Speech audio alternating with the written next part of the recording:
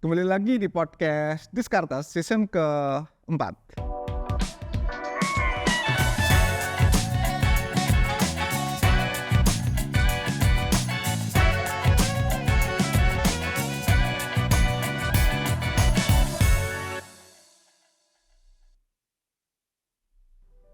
Oke, buat teman-teman nih, podcast Diskartes ini selalu ngebahas soal keuangan, financial planning, asuransi, investasi, dan semuanya berhubungan dengan kesejahteraan kita. Karena goals gue adalah teman-teman akan menjadi investor yang cerdas dan bijak. Sekarang kita akan masuk ke episode keempat juga ya. Kita akan membahas tentang benarkah financial freedom itu untuk semua orang? Karena topik financial freedom dari dulu gue kecil sampai sekarang itu selalu ditanyain dan dibicarakan. Bahkan gue memang sempat tertarik dengan konteks demikian. Tapi betulkah untuk semua orang? Kita gak akan ngebahas definisinya ya. Karena menurut gue setiap orang akan memiliki konteks definisi yang berbeda-beda. So what's the point kalau kita berkutat dalam debat gak ada ujung kayak gitu. Tapi yang selalu gue ingat, financial freedom dan kaya dalam tempo dekat itu merupakan hal yang bertolak belakang. Kenapa? Karena orang tidak pernah berharap masuk dalam zona financial freedom hanya dalam waktu yang singkat. Dalam artian ketika kita masuk ke situasi yang menyenangkan, gak ingin kan ini berakhir dalam waktu yang cepat. Makanya bicara soal financial freedom itu gak pernah dalam konteks yang pendek, selalu panjang. Sementara kalau quick rich atau kaya dalam waktu yang cepat, kaya dalam waktu yang singkat, itu kan sifatnya temporary.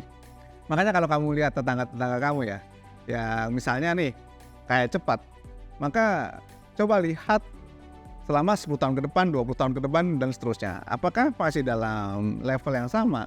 Karena natur manusia ketika dia terbiasa misalnya ya dengan pendapatan 10 juta, kemudian dikasih pendapatan 50 juta, 100 juta, spendingnya juga akan mengikuti. Orang gaji 10 juta, spending 5 juta, dibandingkan dengan orang gaji 50 juta, spending 60 juta. Mana yang lebih bisa menyimpan uangnya?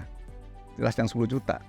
Kalau teman-teman lihat di episode sebelumnya, ketika gue ngebahas pengelolaan uang ya, satu yang harus digarisbawahi adalah pengelolaan uang itu sangat-sangat penting meskipun kita memiliki penghasilan yang besar. Simpelnya ya, goals kita sebagai orang yang bekerja, orang yang mengumpulkan rezeki adalah kita harus sampai pada level kita sudah tidak memusingkan lagi urusan duit.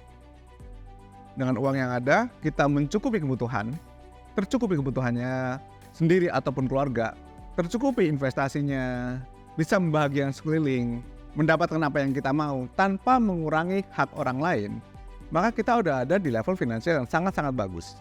Entah itu freedom atau belum, karena buat gue itu bias. Pada akhirnya orang yang bekerja akan bisa mencukupi semuanya. Tentu saja itu harus lepas dari kondisi utang, karena percuma kita punya duit 1M kalau utangnya 1,2M, berarti kita masih boncos 200 juta.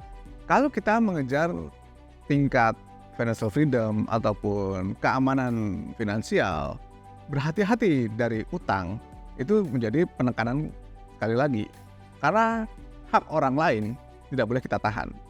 Kenyataannya ya, saat ini memang ada beberapa faktor yang memengaruhi konteks kita mencapai financial freedom atau kebebasan finansial. Yang pertama adalah income level. Suka atau tidak suka, kalau kita memiliki income yang lebih besar, maka memang lebih nyaman apabila pengelolaannya benar. Gue selalu ngajarin bahwa teman-teman harus bisa mengelola uang meskipun uangnya sedikit. Karena kalau kita bisa mengelola uang, katakanlah start dari income cuma 5 juta nih ya, bisa nabung katakanlah 1 juta, berarti kan 20%.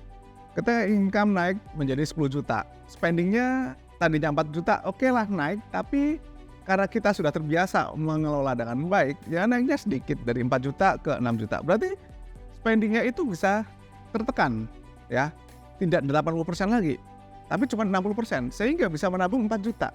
Kemudian katakanlah dari 10 juta tadi, ternyata income-nya naik menjadi 20 juta. Spendingnya masih gaya lama. Ya dari 6 juta naiklah jadi 7 juta.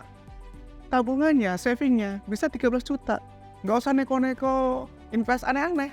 Itu udah kekumpul 13 juta sendiri. The power of controlling emotion, controlling your money. Jadi dari income kecil, habit dijaga, Maka ketika income-nya naik, saving kalian juga akan naik. Faktor yang mempengaruhi lainnya adalah utang. Ketika kita memiliki utang bawaan atau tidak udah terlanjur memiliki utang dengan bunga yang besar, memang jangkauan kebebasan finansial ini akan makin jauh. Makanya penting buat kita untuk menjaga biar tidak terlena dengan utang. Ingat, ketika kita ngajuin utang, hal pertama yang harus dipikirkan adalah bagaimana cara bayarnya, bukan bagaimana cara menikmatinya. Kalau you dapat duit ya bagaimana cara menikmatinya. Tapi kalau you dapat utang, bagaimana cara bayarnya. Oke, faktor yang ketiga yang perlu kita perhatikan dalam konteks financial freedom ini adalah expenses atau biaya hidup. Biaya hidup di Jakarta pasti berbeda dengan biaya hidup di Yogyakarta. Semakin tinggi biaya hidup yang diperlukan, berarti kan income levelnya harus semakin tinggi juga. Karena kalau tidak, akan makin susah mengejar financial freedom tadi.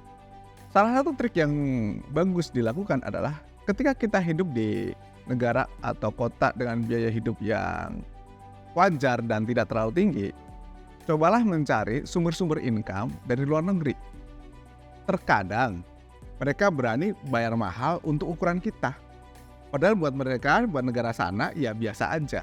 Itu salah satu cara bagaimana mengakali kita memiliki biaya hidup yang rendah, tapi dapat income sesuai biaya hidup di negara lain yang lebih mahal. Poin keempat adalah akses terhadap edukasi dan sumber daya. Tidak bisa dipungkiri ketika kita tidak memiliki akses belajar yang oke, maka kita akan jauh dari pemahaman soal investasi, pemahaman soal money management, sehingga financial freedom juga makin jauh. Terutama buat teman-teman yang masih muda sekarang ya. Buka pintu lebar-lebarnya untuk mempelajari berbagai informasi, berbagai pendidikan. Bukan berarti semuanya harus dilakukan, tapi pilih dan pilah. Belajar itu tidak ada salahnya, belajar saham, belajar blockchain, belajar reksadana dan lain sebagainya. Mana yang nanti kalian paling pahami dan kalian paling suka, tekuni itu. Karena pemahaman dan pengetahuan itu adalah kunci paling utama dalam financial freedom. Yang terakhir ini adalah systemic inequalities. Artinya suka tidak suka ini adalah bawaan ketika kita dilahirkan. Kita lahir di mana sih? Kita lahir di Indonesia, kita lahir di Amerika, kita lahir di Rusia, kita lahir di negara-negara lain. Pasti memiliki sistem yang berbeda-beda, di mana hasilnya juga terkait dengan financial freedom ini akan mungkin berbeda. Pendidikan kita di Indonesia mungkin lebih bagus daripada negara-negara yang sekarang lagi konflik, tapi mungkin masih di bawah negara-negara yang masih maju. Jadi ini bukan hal yang perlu kita sedih ya, tapi ya udah, tugas kita adalah mengejar apa yang kurang dari yang tadi udah gue sampaikan dari beberapa poin yang sebelumnya tadi. Secara keseluruhan ya, mungkin memang financial freedom ini tidak bisa digapai oleh semua orang di Indonesia atau di bumi ini, tetapi tingkat keamanan finansial yang bagus, yang layak, yang proper, gue rasa bisa dicapai. Dengan cara apa? Sebetulnya sederhana. Sepanjang kita kerja, sepanjang kita punya income, kita kelola dengan baik, tanpa neko-neko, besar kemungkinan kita akan memiliki income yang oke.